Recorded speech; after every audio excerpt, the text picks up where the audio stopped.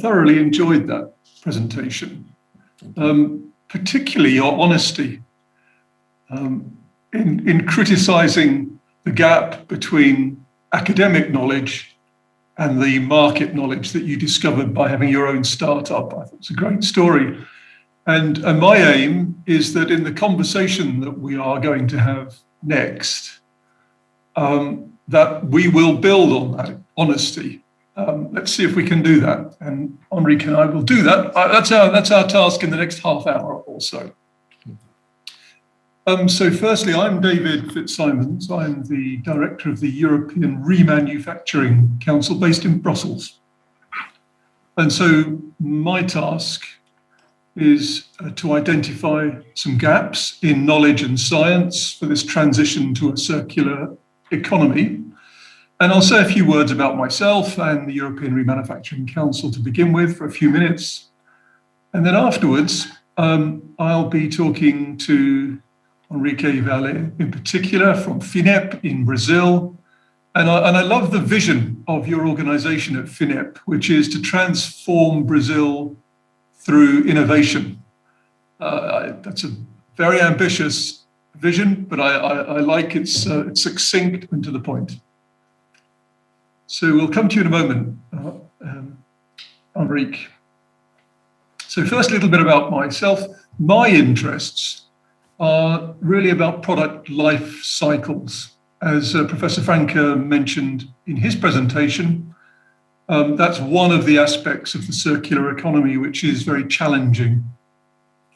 And why? Well, specifically it's this. For me, for many years, for the last 25 years or so, we've been involved in setting material recycling targets. And to a large extent, those targets have been successful in moving waste out of disposal to landfill. So if you like, they've been successful to that limited degree, but at the same time, while we're celebrating achieving those recycling targets, we've noticed that there's been no impact in the increase in carbon dioxide in the atmosphere. And to that extent, that's the real emergency that we've not addressed by having material recycling targets. They've simply been necessary, but inadequate. And I think the right to repair movement has, to some extent, voiced that public concern that we're seeing ever shorter life cycles for products and then rapidly moving them into destruction for material recycling. So extending the life of products, product life extension, is, it seems to me, one of the crucial and very difficult policy objectives we need to have in the next 20 or 25 years. And the European Remanufacturing Council brings together companies who are already extending the life of their products or doing it for other products and components. And we want to build the sales of those activities from 30 billion euros in Europe to 100 billion by 2030. So roughly a tripling in size. And the sorts of companies who are already members are sometimes quite surprising. So we've got companies like Michelin, who are best known for their tires, and they can extend the life of aircraft and truck tires, for instance, or Lexmark, the imaging equipment company, who both extend the life of the imaging equipment, but also the cartridges that go into the equipment. But we've also got some small companies, not just the big ones, but we've also got some small ones, like one of my favorites is a little German company called Hetzels, who simply do remanufacturing of transmissions. And one of the things they do I particularly enjoy is they train young people who then go on to work for the big OEMs who make transmissions. So the young people get to see the mistakes that were made by those older people who are now going to become their bosses when they designed a transmission that somehow got something wrong and that transmission either wore out too quickly or failed. I always think that's a nice way of empowering the young engineers to know that their elders were not necessarily their betters. So those are the member companies. And why do I think all of that's important? Well, I think the evidence should be, first and foremost, look at the Ellen MacArthur Foundation report with material economics, which says that about 45% of our emissions of CO2 can be traced back to the life of products. So it's really important that we do invest in renewable energy transition from fossil fuels, but we also have to look at the life cycle of products. And that's what principally motivates me. It's one of the reasons I think that the EU Circular Economy Action Plan and the Sustainable Products Initiative should be watched closely. I think some of the ideas that will come out of this and the businesses that follow will be world leaders and important. Let's hope so. What's the big opportunity? So let's really simplify this in a crass way that I think Professor Franca may not like, but it is, whilst being crass, I think does at least point to something important. And that is that most of our time, we worry about building up along the value chain, incrementally improving how we add value to materials we've mined to make products. But as soon as the product is sold, what is very noticeable is there is a catastrophic loss in value for all sorts of reasons. But mining that opportunity is really where I think the innovative challenge for the next couple of decades will spawn all sorts of new opportunities and new businesses. And that's partly what I want to talk about now. What gaps are we talking about? Well, yesterday, Yanis Potočnik, I thought, did a lovely presentation in highlighting 50 general gaps and opportunities. So I'd start there, take that's 50 from yesterday as general guide, but then I'd look at something much more specific beneath that. And I thought Christian Wolff's presentation from TH Kuhn was superb because he highlighted the digital applications, the use of digital technologies to these areas of challenge. And so I would say, in terms of the gaps I would want to highlight for this conversation, I would say digital applications, chemistry, and material sciences would be where I'd look. And I've said that partly because I know Henrique is a chemist, and so should be motivated by some of the points I'm going to raise. And under digital applications, I would say in three categories. The first is optimization in traditional processes. And Christian Wolff yesterday said, look at the way in which you can use data to improve process control of pyrolysis. And if you think of tires, we've been trying to pyrolysize tires for decades and generally failing. So better process control of that process through digital technologies is worth doing, and that plus many other similar processes. But I describe those as essentially marginal and traditional. The second area I think is much, much more exciting, and that is enabling new business models. And an example of that, I think, would be the way in which using digital twins, by capturing the loss of data during life cycles, could generate many new types of business. Some examples, I think I've seen Ralph Lauren in the apparel industry coming up with some very clever new ideas which they haven't yet published. I've seen Schneider Electric using digital twins for their larger pieces of capital equipment with all sorts of promise for the circular economy. And then the third category, I think, would be new businesses altogether. And product passporting, I suspect, will be a very strong motor for new changes there for new businesses. And I'll give you one tiny example. And I thought I'd stick with the tire theme just to show you with one product how many opportunities are created.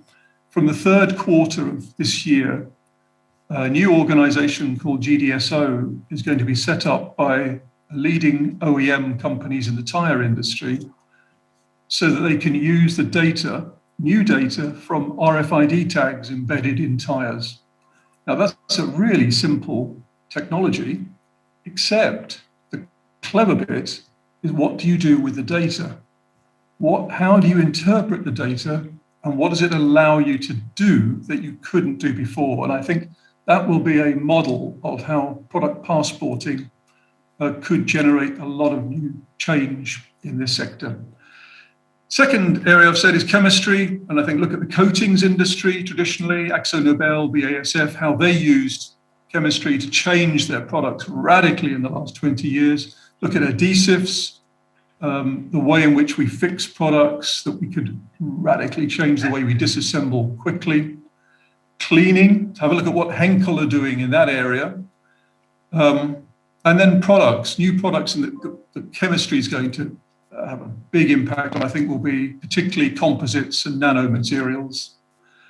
And then material sciences, I think, if you're in either digital applications, chemistry, or material science, the challenges here that are wonderful to move out of using hazardous materials for fire retardants or self-cleaning into something more circular.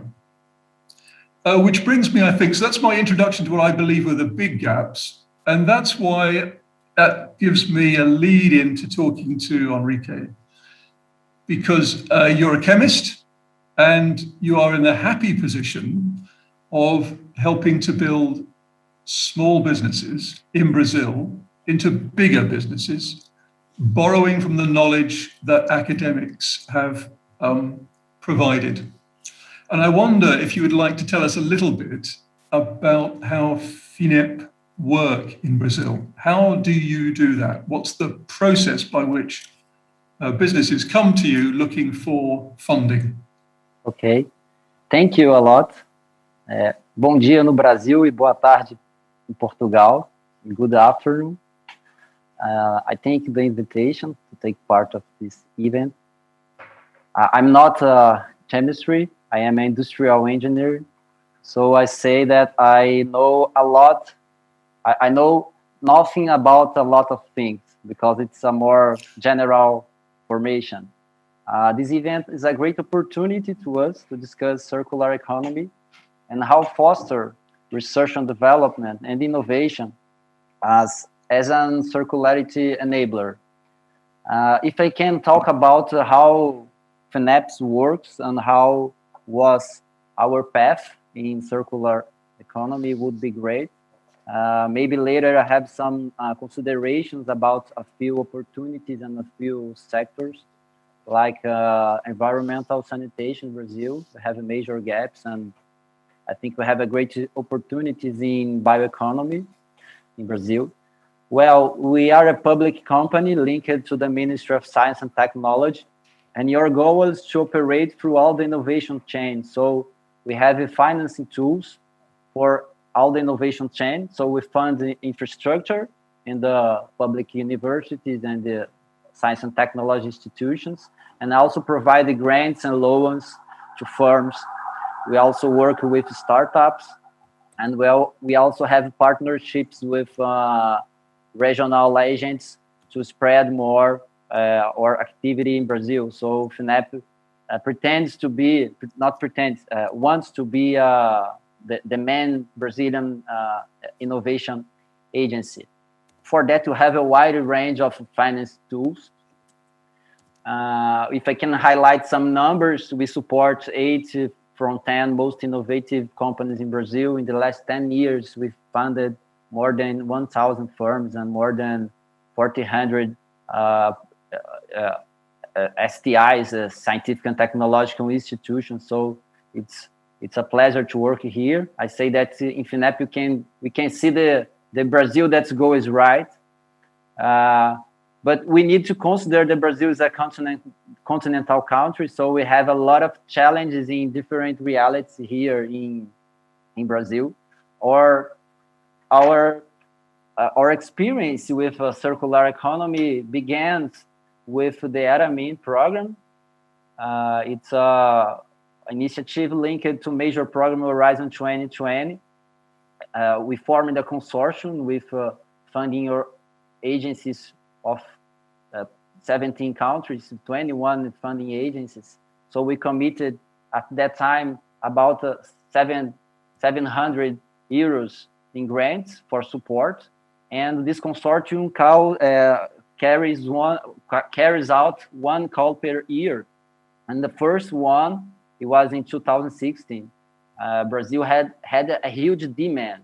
So that was surprised because the circular economy at that time wasn't a big deal in Brazil. So Brazil have the second total highest demand for resource in this call, and a lot of Brazilian researchers as proposal coordinators.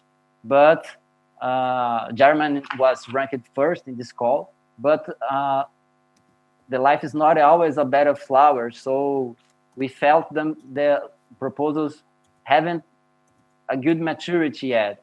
So we can't support any project in this first call. We had good projects approved, but because of the rankings and given the budgets of the partners, they could not be funded. And then we did a second participation.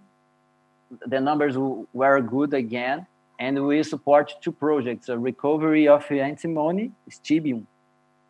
It's a critical raw material from copper processing, bringing together 5 partners from 3 countries, Chile, Brazil, and Spain. And the other was lithium and cobalt recovery from batteries, bringing together 3 partners from Brazil and Italy. And it was like a whole new business to us, because it's different to provide fund for a consortium, and we are using much more to work one by one, like peer-to-peer. And we felt that circular economy make real sense for us. And then we moved to work with this topic in another initiatives for FINEP.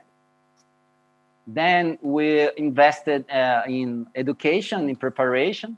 So going deeper, we did a partnership with Exchange for Change. Exchange for Change is a Brazilian company who is leading a very interesting initiative here, structuring a circular economy hub in Brazil to accelerate and to integrate the companies in another players here. We set up a training session with Beatriz Luz, who is the founder of Exchange for Change. And we could bring the other areas of FINEP to circular economy. Our first move was more like entrepreneurship in FINEP. And then we felt that we have to spread the concept around our organization, so we could advance to insert circular economy in our program to support startups. So we are carrying a program to support startups in the last 3 years. The goal is to support new firms that have at least one prototype, firms in the Death Valley. We do this through a call option, funding the company up to 1.2 million reais, something about 200,000 euros.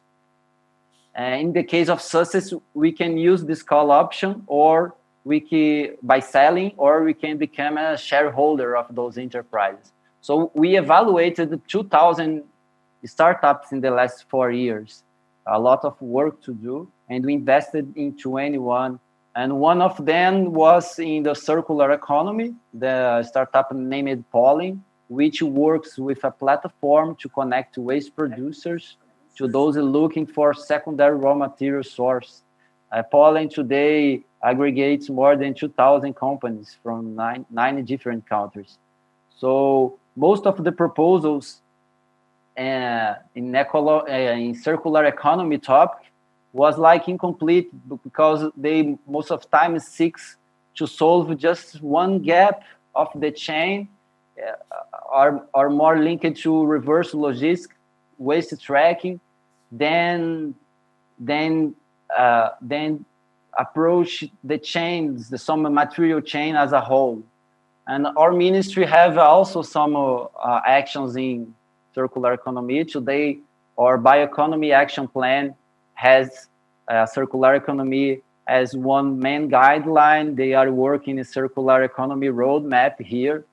in Brazil, making diagnosis about key stakeholders and how we can bring together applications of the Industry 4.0 and in order to identify new Brazilian projects.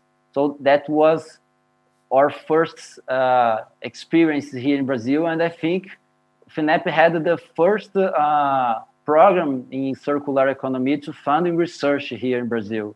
I think we were pioneering that way and have a lot of work and a lot of ground to cover because it's just the beginning. You have some challenges about how to spread better the concept, how to improve the programs and the funding tools, because circular economy, we say it's not linear. So if you think in a linear way, you can do the circular economy transition. It's a kind of tricky, but we are doing our steps in that way. So I think this was a little about our path or trajectory in circular economy.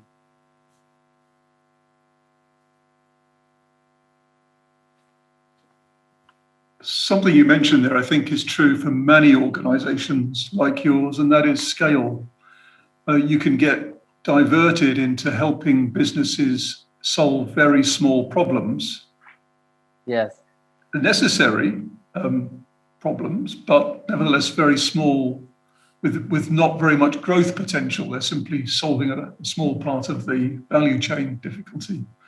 And it sounds to me as if you've noticed that, and you choose to fund businesses that have got more potential than just fill in a small gap. Is that true? That's a very nice question. We discuss this problem frequently here, because if we put our hopes in yet more new technology, I think it's not the right path. There is no silver bullet solution, and technology itself is just a gadget. The formal definition of innovation is to put the new product or the new process in the market. But I think in the circular economy case, it's to put a circular business in society. It's totally different. It's much more broad, because innovation is about innovative behavior, and you have to engage several actors. You have to provide cultural changes.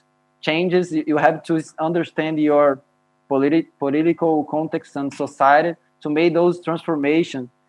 That it's much more complex than funding just one piece of technology. I think we have success in funding big projects like in the industrial scale.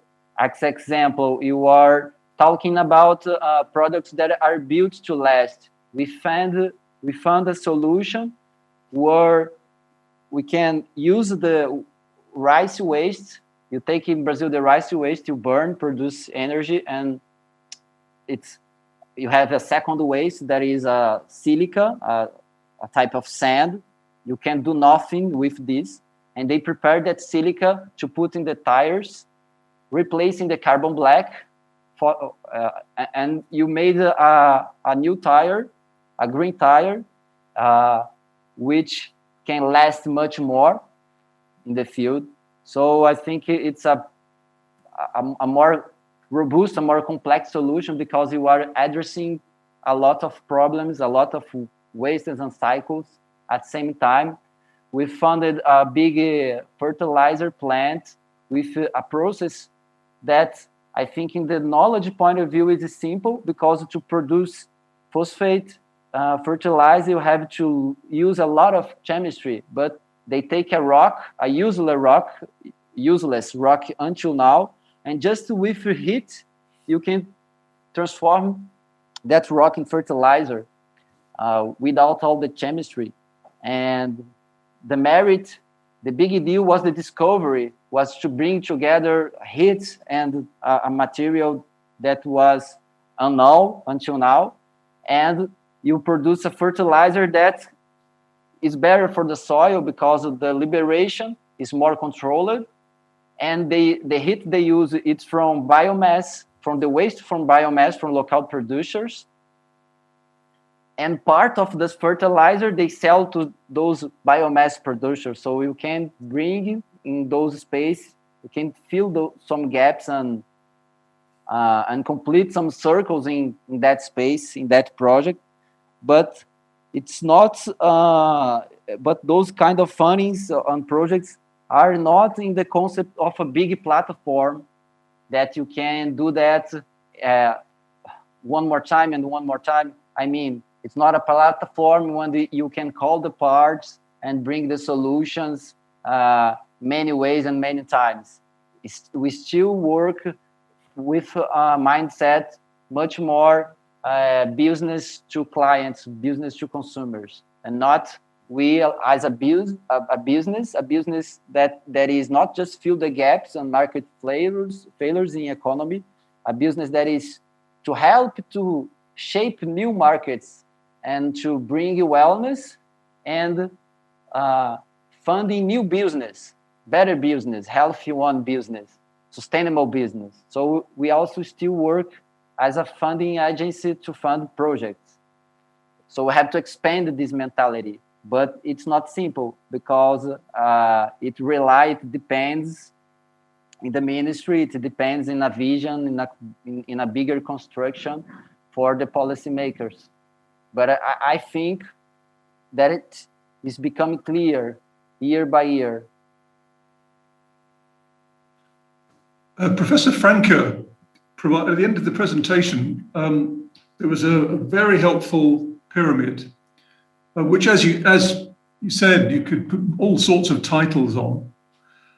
But it strikes me that because you're a public sector funded organization, you must worry a lot about where on that triangle, where on the hierarchy you are adding value.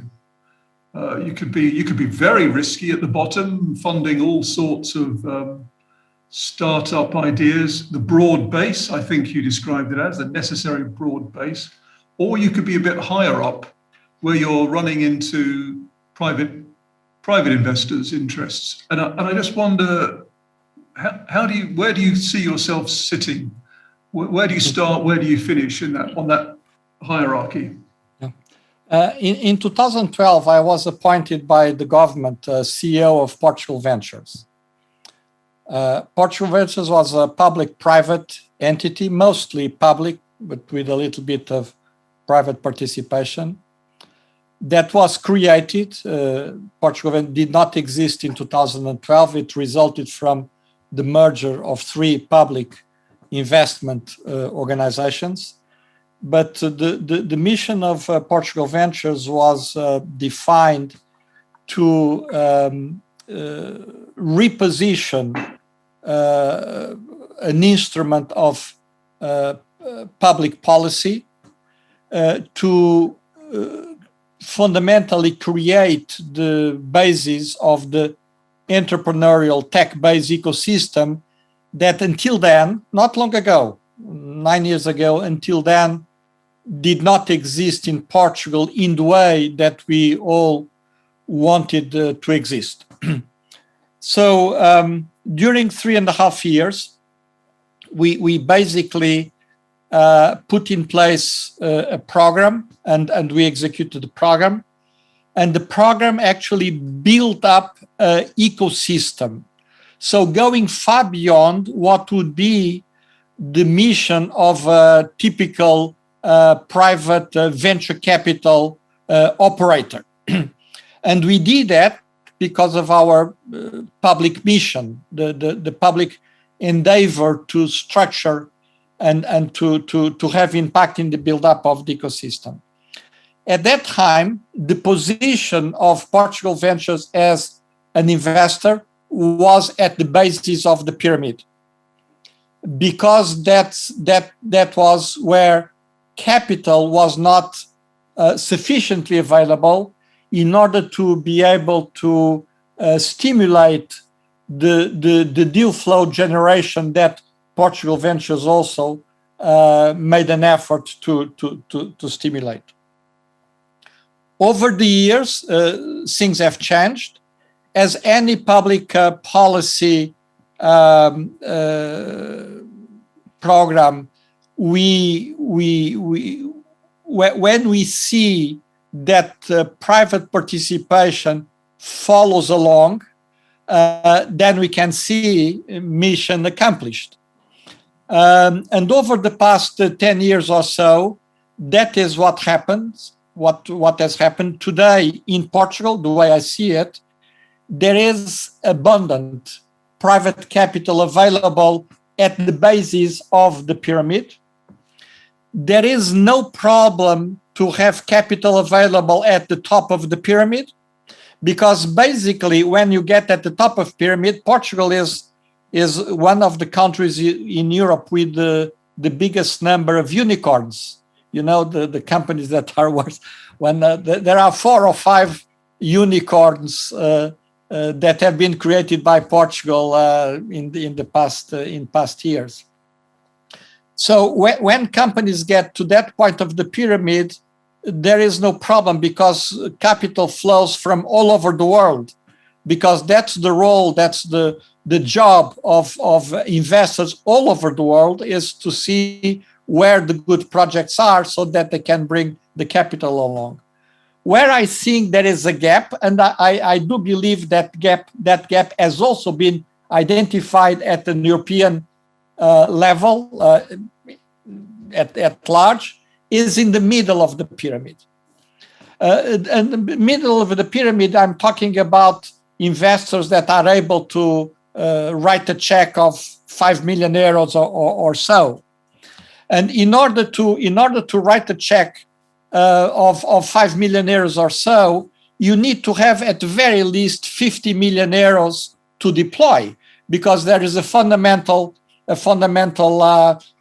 rule of investors is to have their investment portfolio as diversified as possible. So if you invest on average 5 million euros, and if you have 50 million euros to invest, it means that you can be close to maybe 8 or so investment companies.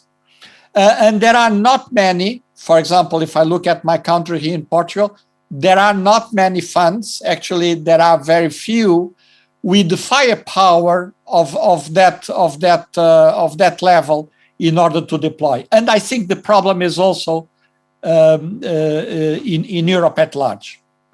When I was at Portugal Ventures 9 years ago, I followed a number of activities in Europe, and I do remember that at that time, the amount of capital needed to fill in the gap in the investment pyramid was to the tune of tens of billions of euros. And I don't think that has fundamentally changed over the past years. Now, Yeah. Okay, could I just draw a line there, Robert? Because you're quite right. The first investment for the European Innovation Council was, I think, Corewave, a French company, and the investment was 15 million euros. Mm-hmm. A very significant investment. And I just want to check with Henrique for FINEP. Having listened to that, I thought a very good description of the gap in the market in the middle. Is that something you agree with in Brazil? Is that where you see yourself at FINEP, filling in that middle part, not at the bottom, not at the top, but in the middle? Is that right? Yes, I think we have the same problem. How to funding firms in the Death Valley. The amount of money to that for the startups are small, and the participation in the investment funds could be greater. And how to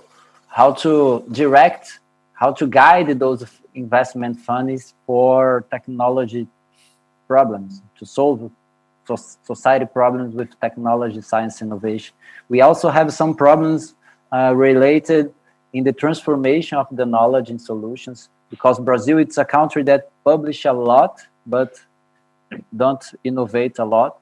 So the structure of incentives for the researchers, I think it's wrong, because publish or perish, but you don't get a reward for inventing, for patenting, for creating new products and bring the graduates in the construction of new enterprises in the public universities and the private ones also. And I think in the emerging economy, we still have more basic problems than that, because we have more immediate questions to be solved. Because it's hard to talk about circular economy if our recycling rate is about 3%. It's hard to think about the future and a more complex and a more long-run construction if we have a lot to deal with a lot of problems today, as money scarcity or bad quality of the labor. So you can see in Brazil environmental sanitation, by example. We have like a 38% of water loss in Brazil. So we have some urgent problems to solve. So I think the biggest lesson to us always when we discuss with the other countries, it's how to be like ambidextrous, how I can write with both hands, with one to shape the future and engage it in discussions where the result will become in the longer run, and at the same time, how I can deal with the fire, with the problems and the urgent questions, the uncertainty we have day by day here in Brazil. In Brazil, we say, in Brazil, we aren't sure even about our past. So it's a very challenging to us, because we want to build a future, but at the same time, we have a lot of problems distracting us from this agenda. But you have to do both things. I think that's is the only way. It's to be ambidextrous in that sense, you know. But this problem of the funding gap in that phase, for sure, we also have this. We also live this.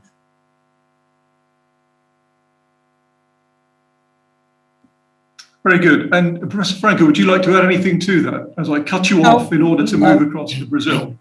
No. So we'd all agree that that's where the gap is then. And then I just wonder, you said at the beginning, Henrique, that you wanted to signal some, I think, opportunities in Brazil for those who might be looking at the next round of funding and innovation. Do you want to just say a few words about that now? Thank you. As I said, environmental sanitation for sure is an issue, but it's not easy to relate that question, especially water and sewage, to circular economy. So we have bad rates of water losses, sewage and waste collection, and it's a sector that need more efficiency in Brazil. The investment in this sector matters a lot. We know that $1 invested in sanitation can recover $4.2 back, just in health savings, productive opportunities for new investment. And in my opinion, the topic of water and sewage is not too much in the debate. Maybe because it doesn't have much mass appeal as plastic packaging or ocean littering. Maybe because much of the problem just underground, it's just under the soil. And we should look the water and sewage facilities treatment here as resource recovery centers. The facility that treats the water and the sewage could be designed as a resource recovery center, because there are nutrients, phosphorus, there are energy, and of course, there are plenty of water. So for sure, this is a major gap to cover. But maybe a more pretty opportunity in Brazil is bioeconomy. Brazil has a huge territorial extension. We have a rich social biodiversity, and we are a big, important source of world biomass. So it's not just one to generation biofuel and bioenergy, but also to the production of chemicals and the other bio-based products. So we have a great potential for the production of sustainable products of high technology, and that could bring social justice for the communities that live like in rainforests, because they have authority about how the biodiversity in those areas works. They know how biodiversity works towards medicine, for example. So it's a unique opportunity. You can bring together social justice. You can bring together high-tech products. You can bring together renewable ones in the same agenda. That should be the regular debate in Brazil. It's a huge potentiality, and we are taking the first step. We already have some action plans in that sense. We are already talking about a biocircular economy. I think it's like it's gonna be like a trademark in the future for a circular economy in Brazil. We have a big importance in the biological cycle, because we are talking about a bio country with a huge amounts of biomass.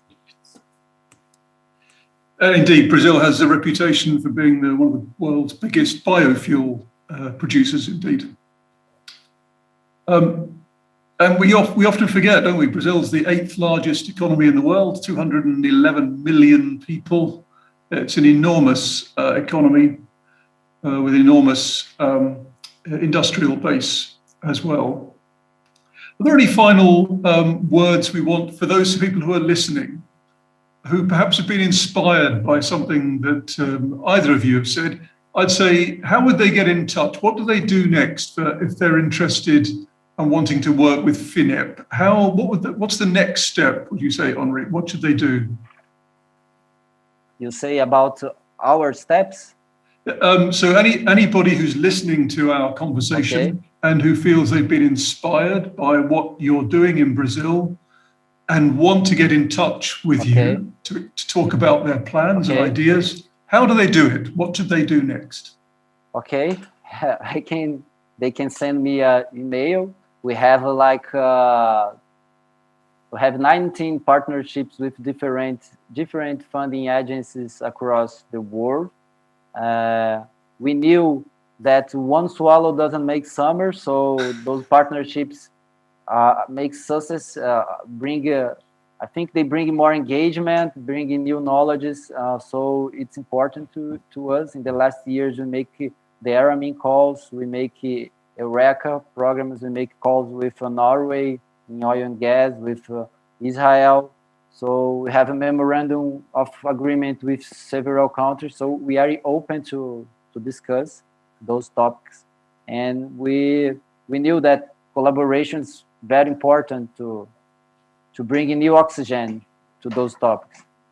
Oh, lovely. That was very nice. Thank you very much. And Professor Franca, if there are younger people who perhaps have been inspired by hearing you speaking and might want to go to Lisbon University, what advice would you give them? Advice to come to the University of Lisbon. It's a wonderful people. It's a wonderful country. So you are all welcome. Oh, very good. I should say, from my own experience, I was part of an EU mission to Portugal a couple of years ago, and we were hearing about how Portugal had developed a circular economy plan. And we had the opportunity of meeting the government ministers whose job it was to implement the plan. And I'd say personally, of all the countries that I visited, I won't make a competitive list, but I was really impressed with the way in which Portugal had developed a plan, and that separate government departments, not just the environmental department or the waste department, it was across the board that ministers understood the circular economy had implications from education to housing to transport. It was very impressive. So I wish you well in Portugal. I think you're doing things really well, and I hope progress continues to be made with the new funding that will come from the EU as well. And in Brazil, I look forward to hearing the results of your innovative work at FINEP. I thought it was great this afternoon. Thank you very much, Henrique, for telling us about what you're doing. And with that, I'm hoping that the organisers are listening to our conversation and are going to step in a moment to say, let's move to the next stage. We've overshot our time slightly, but I thought it was worth it because you've both been really interesting. Thank you very much indeed. Thank you, Thank you David. very much. Thank you, It was José. a pleasure. Thank you very much. Thank you. Bye-bye. Bye-bye.